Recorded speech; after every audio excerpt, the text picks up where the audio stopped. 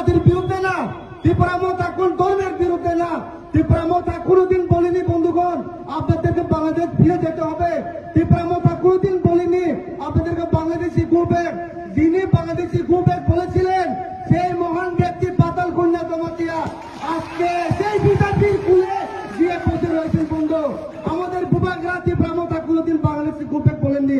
আমাদেরকে ভুল বুঝবেন না। আমাদের একমাত্র দাবি বাংলাদেশ মুসুক নিয়ে সারে বাংলাদেশে ইলিগাল মাইগ্রেন্ট কেন্দ্র সরকার ভাই সাকলাই জাতি জাতি কে রাজ্য সরকার বাংলাদেশের রঙ চাষাই কে মারো